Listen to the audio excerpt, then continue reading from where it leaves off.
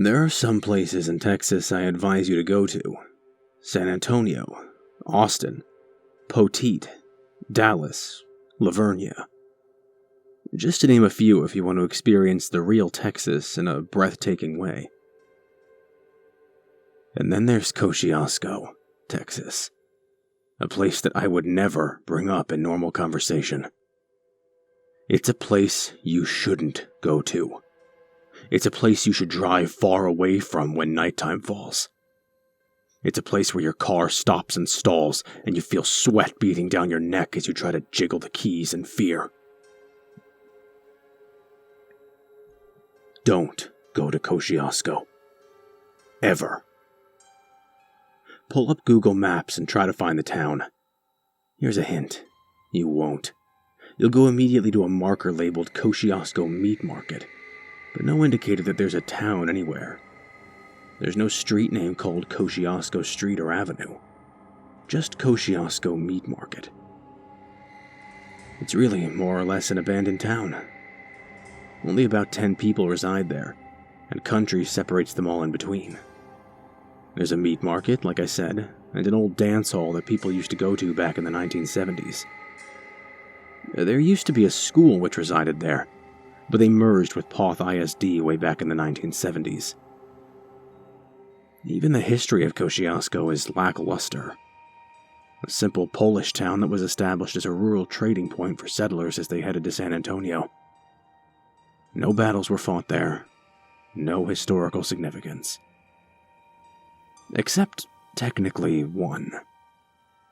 The story of the Texas Chainsaw Massacre is a fabricated story based on Ed Gein, who murdered and sewed skin of women together. Urban legend steadfastly holds on to the belief that the real incident of the Texas Chainsaw Massacre happened in Poth, Texas. This isn't true, because in reality, it was Kosciusko where the legend began. Poth got attached to it because Kosciusko lived and died with a very difficult-sounding name. When the movie came out, the locals murmured and whispered among themselves that Kosciusko's secret and dark past had been taken by Hollywood and transformed into a slasher film, complete with a cannibal family and bloody corpses that lined the grounds. It's a coincidence. The film had nothing to do with the town.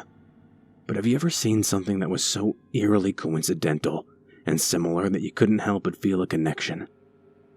Even the lonely, isolated feeling of the landscape felt like the harsh, hard ground of the ghost town. Kosciusko is the home to a violent clan of inbred cannibals that live in the countryside, kidnapping and raping victims before eating them alive. If the victims don't already will themselves to die by that time anyway. Nobody knows exactly where they came from, but it is rumored that they were simply left behind when people started to move away. It's agreed that they're Polish descent and otherwise unintelligent humans, but that's all anyone can say. Right before Texas Chainsaw Massacre came out, a young, naked, and bloody man drove his car into a street post in Poth, Texas, and got out, screaming wildly in the dark of the night. The police and ambulance came, bringing him to a hospital center in Floresville. After sedating him enough to clean him, the nurses and doctors found irregularities. He was bruised and bloodied, and his flesh had been stripped on his thighs and buttocks, like a knife had been skinning him. He had no tongue and was unable to speak. His wrists were hanging off at the joint, as if it had been bound so tightly that it was essentially severing them clean off. His ankles were shattered and broken, and it seemed like it was pure will and luck that he even made it that far to Poth, in a car nonetheless.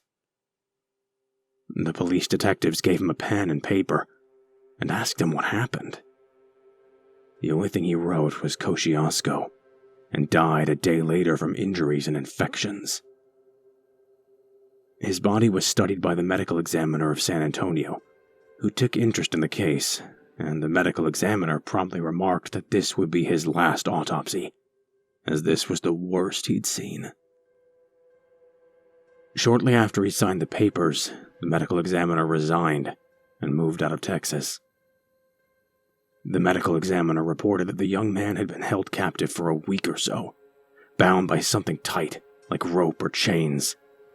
His circulation was cut off in many parts of the body, requiring amputation of the fingers and toes.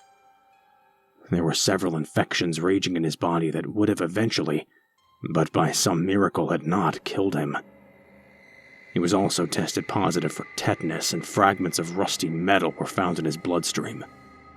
He was dehydrated, starved, and raped repeatedly in the rectum, mouth, and a hole in the base of his spine was found to be filled with semen. Shockingly, this did not result in paralysis, and the doctor still can't explain it. His tongue was missing, and the doctor presumed that it was cut using the same rusty blade as the fragments found in the bloodstream, as well as the skinning of his thighs and buttocks. He was also tested positive for HIV, which wound up quarantining the hospital. Blood, traces of seminal fluid, and rotted meat were found in his stomach, as well as a wristwatch. The guess is as good as anyone else's on how this poor man escaped his captors. The doctor theorized that maybe he freed himself by dislocating his wrists and slipping out of his bonds. How he was able to run was pure will to escape and survive. And the car he might have stolen on a highway, or from his captors. An informal police report differs, suggesting the man was meant to be tossed in the river nearby, and overpowered his captors while in the car, and operated it into a frenzy. The weirder mystery was the word, Kosciusko. It wasn't any difficulty to see that he meant Kosciusko, Texas, so the police began to search out there, starting with the Kosciusko meat market. There, all they found was an elderly couple running the store as usual and selling pork rinds in plastic bags. A detective bought one to eat on the search, and eventually, that was all the search actually accomplished. Nothing was found, and nothing was gained. Nobody in the small town had seen or heard of the man, and nobody reported a car missing or stolen. The detectives returned back several times over the course of months, attempting to secure more information. However, they were largely unsuccessful, and considered the case had run cold. The last time they were there, they went back into the meat market. A young girl of maybe 6 or 7 was sitting behind the counter, eating a type of Polish candy. One of the detectives decided to go ahead and try to talk to her. He first bought a bag of pork rinds to try and start conversation, but she returned with energetic fervor. She seemed pleasant enough, as any 6-year-old would be. Then he offered her one of his pork rinds to curry favor. She declined. "Mama says I only eat those if they made of piggies," she said. The detective laughed a bit and told her that they were made of pig, hence pork rinds. She shook her head. "No, they're not. I seen Grandpa make 'em. He gets a shipment of skin every month, and while they're screaming and crying and hollering, he takes the skin right off and tosses it in the fryer." Immediately, the detectives became unsettled and left, opting to hand over their pork rinds to the lab. They then dispatched and attempted to find the old couple. Every time they went to the meat market, it was closed. And every time they tried to find them, everyone in the town didn't remember them. After some digging through the history books and birth certificates to locate the identity of the couple, the detectives learned a terrifying fact. Everyone in Kosciusko is related. There's no deviancy in the family trees. Any settlers who emigrated there were blemished out mysteriously. The results came back. And now this was back in the day where forensics did not exist, so DNA testing was a science fiction fantasy. The inspectors determined the pork rinds were of untraceable origin, but were definitely not made of pork or any hog products. This resulted in a search and seizure of the town.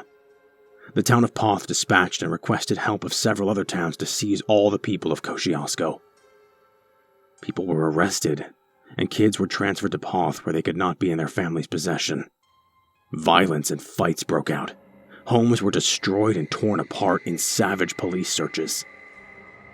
In one home, they found equipment with noticeable blood. In another, fragments of bone were found. In yet another, teeth were buried under the soft ground. Nobody was talking, and nobody was saying anything. This was before DNA, so the police couldn't determine what the blood was. The household claimed they butchered their own livestock. The teeth came from burying it for the tooth fairy. Bones and fragments were from slaying pigs with hammers. The rabbit hole went too deep, and the police didn't know what to do. So they shut down Kosciusko and ferried the kids to the Poth ISD schools. When they could no longer hold the townspeople in custody, the townspeople moved out of the homes and went deeper into the country so they couldn't be found. Then the movie came out, Texas Chainsaw Massacre, and everyone was utterly convinced someone in Kosciusko sold the story. Of course, it was just a coincidence. The two are unrelated, and the case of Kosciusko never went solved.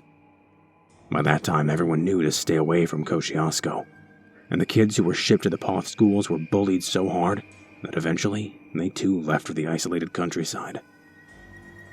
The thing is, now Kosciusko is trying to open up the doors again. The dance hall is open and the meat market is under new management. Kosciusko is trying to sell itself as a historic town and bring business back to the ghost town. People have gone there for the dances and insist that there's a homely, cowboy-like charm to the place, and the pork rinds can't be beaten. And the nice old couple who runs the meat market are just the best people, I hear.